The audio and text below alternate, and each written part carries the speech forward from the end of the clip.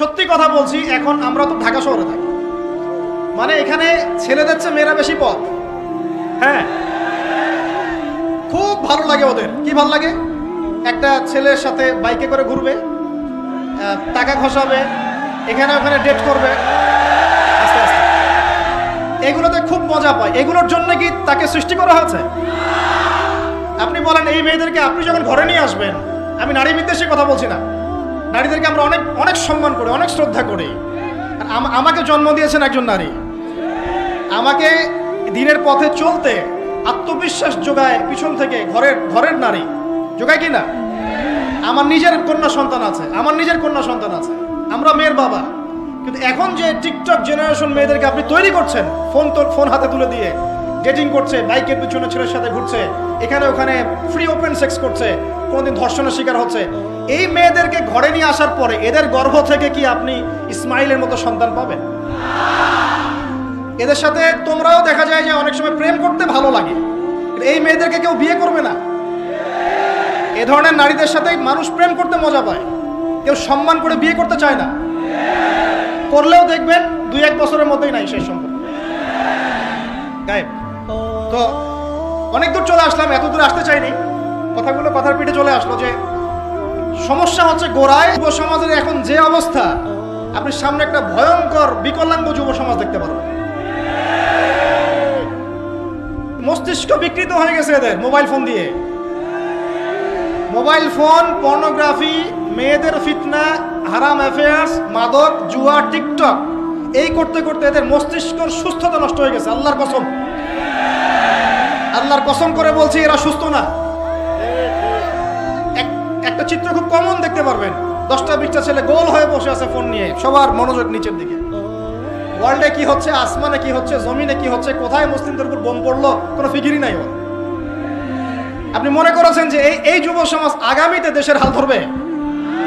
আমি হলফ করে বলতে পারি না, কোনোদিন দেশের উপকার করতে পারবে।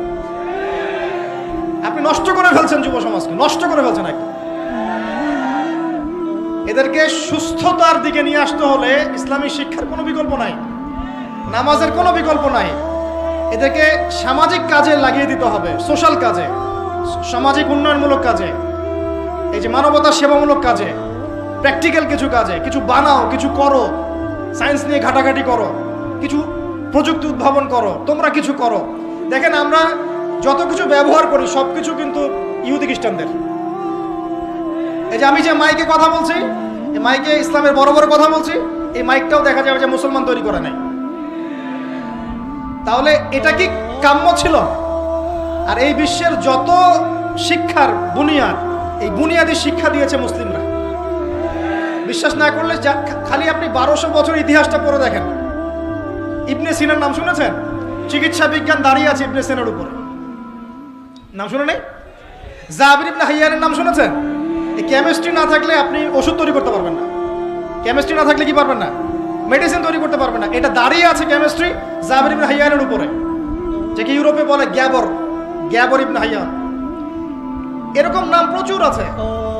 আপনি এই যে ম্যাথামেটিক্সের কথা বলেন, জ্যোতির্বিদ্যার কথা বলেন, তারপরে প্রাণীবিদ্যার কথা বলেন, এই রক্ত সংবহন যন্ত্রের কথা বলেন, এক একটা সাবজেক্ট ধরে ধরে দেখেন, সবগুলার গোড়ার মধ্যে আমাদের মুসলিম মনীষীদের অবদান আছে। এমনকি এই যে পুরো বিশ্বের যে দর্শনগুলো চলছে, যত দর্শন, ফিলোসফিক্যাল থটস, আমরা ফিলোসফি পড়েছি, এই ফিলোসফিগুলোর গোড়ায় গিয়ে আপনি দেখবেন সব মুসলিম দার্শনিকদের নাম লেখা আছে। আমরা ইমাম গাজালির নাম জানি না, ইবনে রুশদের নাম জানি না। হ্যাঁ, আমরা অনেক কিছুই জানি না। আসলে আমরা শেকড় ভুলে গেছি এখন।